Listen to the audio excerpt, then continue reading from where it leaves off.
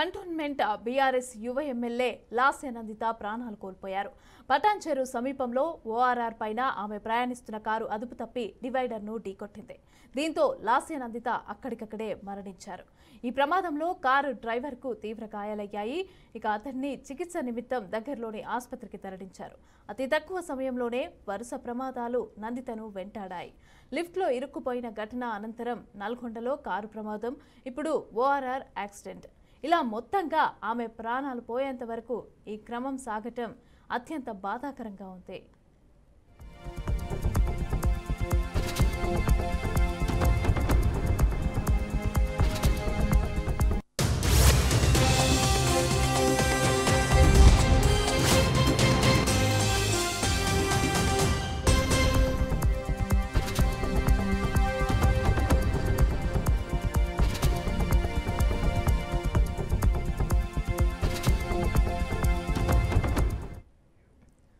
నందిత మృతితో కుటుంబ సభ్యులు, అభిమానులు, అనుచరులు కన్నీరు మున్నీరవుతున్నారు. బీఆర్ఎస్ అధినేత కేసీఆర్ లాస్య ఇంటికి వెళ్లి ఘన నివాళులు అర్పించారు. ఇటీవల జరిగిన అసెంబ్లీ ఎన్నికల్లో సికింద్రాబాద్ కంటోన్మెంట్ నుంచి లాస్య నందిత ఎమ్మెల్యేగా ఎన్నికయ్యారు. గత ఏడాది ఫిబ్రవరిలో ఆమె తండ్రి అలాగే ఎమ్మెల్యే సాయన్న మృతి చెందారు. ఇటీవల నల్గొండ సభకు వెళ్లిన సమయంలోనూ నందిత కారుకు ప్రమాదం జరిగింది. అప్పుడు స్వల్ప గాయాలతోనే ఆమె బయటపడ్డారు.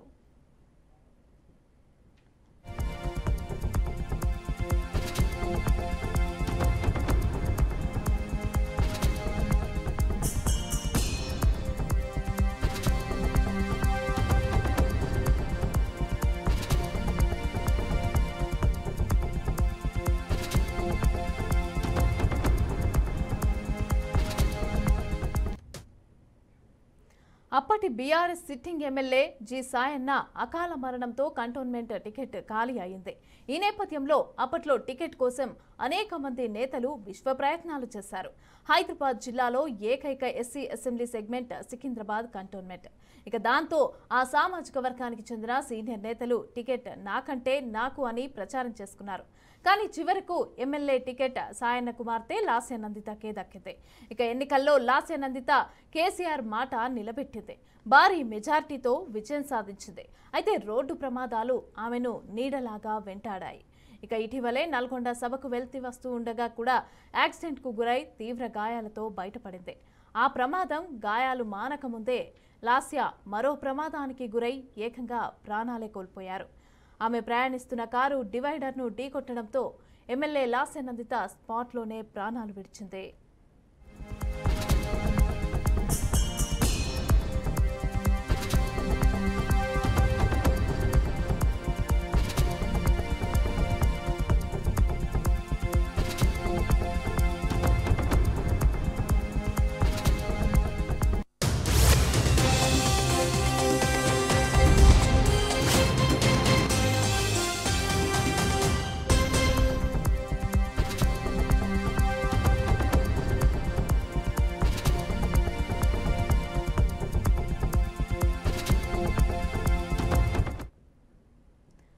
బీఆర్ఎస్ నేత సికింద్రాబాద్ కంటోన్మెంట్ ఎమ్మెల్యే లాస్య నందిత కొన్ని రోజుల క్రితం కూడా రోడ్డు ప్రమాదంలో గాయపడ్డారు.